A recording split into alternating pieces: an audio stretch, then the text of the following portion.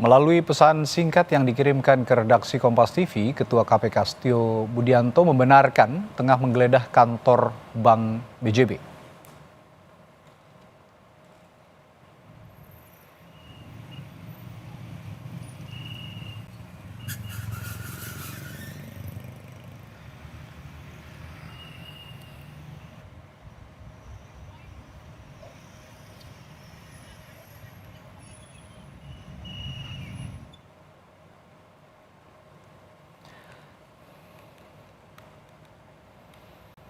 Lalu bagaimana korelasi kasus penggelembungan dana iklan di Bank Jawa Barat dan Banten atau BJB dengan mantan Gubernur Jawa Barat Ridwan Kamil?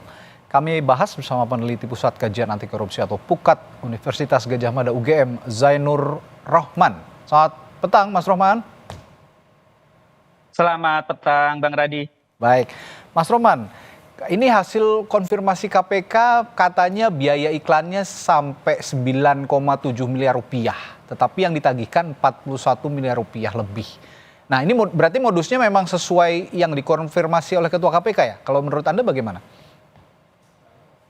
Ya, ini memang modus utamanya adalah markup. Di mana yang dicas kepada Bank Jabar Banten itu hampir sekitar 40 miliar, tetapi yang dibayarkan kepada medianya itu hanya sekitar 9 miliar. Mengapa bisa begitu? Karena menggunakan agency advertising.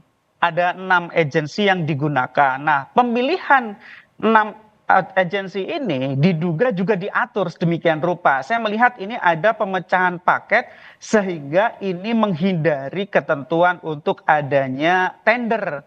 Yang kedua adalah saya melihat ini dari konstruksi perkara dan juga audit yang pernah dilakukan di tahun 2024. Agensi advertiser ini juga ada yang membelanjakan iklannya ke media yang tidak jelas, bahkan sekarang sudah tidak ada, bahkan hanya pinjam bendera untuk mengeluarkan uang. Nah, kalau kita lihat, maka dari awal ketika sudah ada niatan dengan melakukan pengaturan sedemikian rupa terhadap vendornya, kemudian pengeluarannya juga ada markup yang sangat besar, maka saya lihat ini ada sebuah kesengajaan by design untuk melakukan korupsi terhadap biaya iklan ini. Atau jangan-jangan memang iklan di BJB ini dari awal sudah diniatkan untuk diambil untuk suatu kepentingan-kepentingan tertentu yang melawan hukum. Oleh karena itu, penyidikan dari KPK penting untuk bisa membuka kepada publik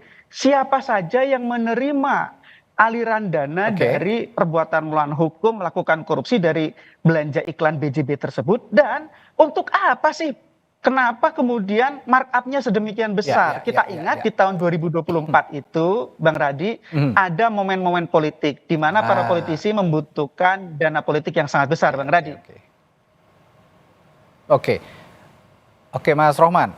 Kalau gitu saya mau tanya soal relevansinya juga dan korelasinya juga dengan mantan Gubernur Jawa Barat Ridwan Kamil yang kemarin konon rumahnya digeledah oleh KPK. Pertanyaan saya adalah sejauh mana sebenarnya tanggung jawab hukum seorang kepala daerah, karena pada saat itu Ridwan Kamil, pada saat kasus ini bergulir Ridwan Kamil masih menjadi Gubernur Jawa Barat. Sejauh mana tanggung jawab hukum seorang kepala daerah terhadap tindakan korupsi atau yang saat ini terjadi di Bank Jawa Barat sebagai badan usaha milik daerah seperti Bank BJB ini, Mas Rohman?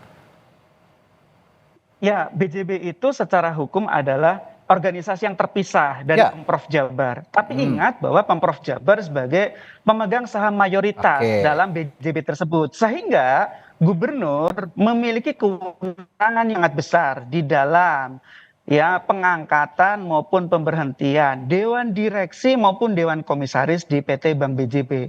Kalau terkait dengan belanja iklan PT Bank BJB, gubernur tidak punya kewenangan apa-apa, tetapi terkait dengan menempatkan orang-orang kunci di PT Bank BJB itu adalah kewenangan gubernur. Sehingga yang harus didalami oleh KPK, apakah ada cawe-cawe peran serta dari Gubernur Jawa Barat waktu itu terkait dengan belanja iklan ini. Atau yang kedua, apakah hasil korupsi dari belanja iklan ini ada yang mengalir kepada penyelenggara negara di Pemprov Jabar waktu itu. Itu yang memang harus didalami oleh penyidik KPK. Jadi kalau pertanggungjawaban hukum secara langsung saya pikir tidak ada. Tapi kemungkinan-kemungkinan lain itu sangat besar, yaitu terkait dengan pengaruh, Bang Radi. Oke. Konon kemarin juga ada sejumlah dokumen yang disita dari rumah Ridwan Kamil saat penggeledahan dilakukan di Bandung. Menurut analisis Anda atau dugaan Anda, KPK mencari apa di rumahnya Ridwan Kamil? Ya, sesuai dengan KUHP, penggeledahan itu kan mencari alat bukti atau ingin menangkap tersangka. Nah, tentu terkait dengan penggeledahan yang dilakukan KPK di rumah Ridwan Kamil, itu adalah satu upaya untuk mencari alat-alat bukti. Apakah terdiri dari barang bukti, surat, barang bukti misalnya adalah alat elektronik, atau juga mungkin terkait dengan barang-barang, atau mungkin juga terkait dengan hal-hal yang punya hubungan dengan pengelolaan pemerintahan di Jawa Barat. Sehingga ini memang merupakan satu penggeledahan yang punya alasan, punya dasar. Kenapa? Karena bahkan keterangan KPK sendiri disampaikan bahwa penggeledahan di rumah Ridwan Kamil itu merupakan tindak lanjut atas keterangan seseorang saksi. Nah, ketika ada keterangan dari saksi, maka di cross check. Cara meng-cross checknya adalah mencari alat-alat bukti kebenaran informasi yang disampaikan oleh saksi tersebut. Nah, oleh karena itu, pasca penggeledahan menurut saya menjadi sebuah keharusan bagi penyidik KPK menindaklanjutinya dengan melakukan pemanggilan terhadap Ridwan Kamil sebagai seorang saksi.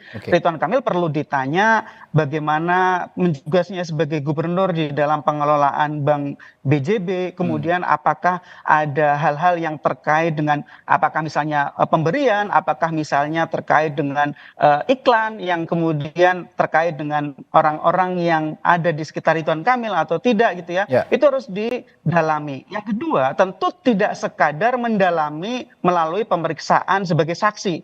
Yang justru lebih penting adalah KPK perlu mendalami aliran dana dari hasil korupsi PT Bank BJB ini. Dengan cara apa? Follow the money, minta bantuan PPATK untuk tracing. Ya, baik. Yang saja itu uang lari semua, Bang Radi. Follow the money itu kata yang atau kalimat yang saya catat tadi. Ini salah satu cara sebenarnya yang cukup mudah ya untuk mengikuti perjalanan kasus ini. Apakah ada keterlibatan pejabat publik tertentu dalam kasus korupsi di Bank Jawa Barat ini? Lalu begini, Mas Rohman, sebenarnya gini, untuk menghindari trial by the mass gitu ya, trial by the press ataupun juga dugaan-dugaan anasir-anasir liar di luar. Bagaimana sebenarnya mekanisme hukum dalam menilai dan membuktikan keterlibatan seorang pejabat publik atau mantan pejabat publik dalam kasus korupsi yang melibatkan pengadaan barang dan jasa seperti dugaan pengelubungan biaya iklan di Bank Jawa Barat dan Banten ini, Mas Rohman? Ya, publik juga harus dididik untuk memahami.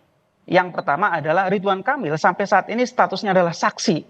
Ya, tidak ada satu predikat yang melekat pada diri Ridwan Kamil terkait dengan kasus korupsi ini. Saat ini hanya saksi, sehingga kita harus mengutamakan prinsip presumption of innocence, prinsip asas praduga tidak bersalah.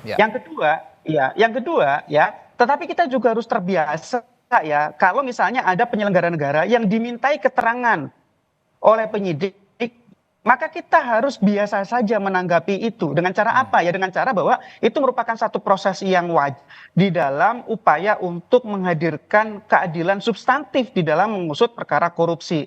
Yang ketiga, tetapi demikian penyidik juga tidak boleh semena-mena di dalam melakukan misalnya upaya-upaya paksa. Upaya paksa mulai dari penggeledahan, penyitaan, apalagi nanti misalnya kalau terkait dengan penetapan tersangka atau misalnya penangkapan, semua harus didasarkan kepada ketentuan peraturan perundang-undangan. Kalau penyidik mengikuti aturan perundang-undangan, maka penyidik tidak akan dituduh misalnya melakukan karakter assassination gitu ya. Dan menurut saya kasus ini sangat bagus bagi KPK untuk menunjukkan kinerjanya. Selama ini ada tuduhan bahwa KPK itu lebih banyak menyikat oposisi gitu ya.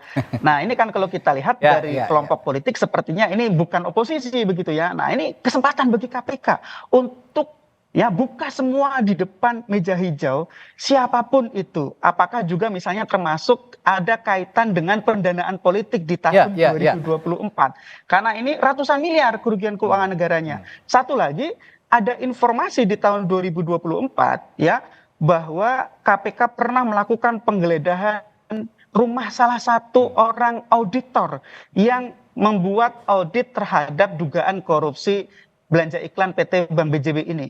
Nah, publik juga bertanya, sampai sekarang tidak ada kelanjutannya, apakah itu memang tidak terkait atau ada keterkaitannya. Itu juga KPK harus terbuka, harus transparan, akuntabel kepada publik. Sehingga menurut saya ini waktunya KPK tunjukkan kinerja mereka. Selama ini KPK dibanding-bandingkan dengan kejaksaan tangani kasus besar, KPK belum. Nah, ini kasus lumayan ratusan miliar, sehingga publik berharap agar KPK bisa tuntaskan juga agar aset recovery-nya bisa optimal, bisa dikembalikan kepada keuangan negara, kemudian semua pihak yang ikut melakukan kejahatan dan menikmati hasil kejahatannya bisa dimintakan pertanggungjawaban secara hukum pidana, Bang Radi. Ya, saya ini sebenarnya sangat-sangat tidak mau mencampur adukan antara urusan politik dan hukum. Tapi ya mau bagaimana, seperti yang Anda utarakan juga tadi bahwa urusan hukum muaranya dari urusan politik juga. Ada penggalangan dana untuk politik yang berujung kasus-kasus korupsi. Nah, yang saya ingin tanyakan juga, apakah menurut Anda, ini saya bertanya dalam konteks jabatan politis, karena gubernur ini merupakan jabatan politis begitu. Menurut Anda, akankah ada perbedaan penanganan hukum antara kasus korupsi yang melibatkan pejabat aktif saat ini dan mantan pejabat seperti dalam kasus Ridwan Kamil? Karena ini tadi yang Anda tekankan juga pembuktian KPK lah, momennya sekarang begitu, Mas Rohman. Ya, tentu penyidik biasa menangani berbagai macam tantangan dan hambatan, ya. Ada hambatan-hambatan dalam bentuk intervensi. Intervensi juga datangnya bisa dari internal lembaga sendiri, bisa dari eksternal. Dari eksternal bisa datang dari pejabat yang punya posisi yang sangat tinggi, atau mungkin bahkan dari lembaga lain yang punya fungsi sama, yaitu sesama APH begitu ya. Sehingga memang biasanya ya penyidik akan punya tantangan lebih ketika seorang tersangka atau seseorang yang sedang diproses itu memiliki jabatan aktif. Kalau jabatannya sudah nonaktif, sudah paripurna, biasanya hambatannya jauh lebih rendah. Tetapi seharusnya dari sisi hukum, siapapun pelakunya, siapapun orang yang sedang berhadapan dengan proses pidana, seharusnya tidak akan ada perbedaan perlakuan. Karena kan prinsip dasarnya adalah seluruh warga negara memiliki kedudukan yang sama di hadapan hukum. Tapi kan praktiknya tidak seperti itu juga. Hambatan-hambatan itu real. Dari dulu juga KPK menangani kasus korupsi pejabat aktif selalu mendapatkan tekanan. Bahkan ada yang disebut sebagai corruptor fight back, perlawanan balik dari koruptor, dari orang-orang yang memiliki jabatan tinggi, memiliki kewenangan, memiliki jaringan, memiliki kedudukan-kedudukan sumber daya yang besar, sehingga untuk kasus ini menurut saya ini menjadi pembuktian dari KPK.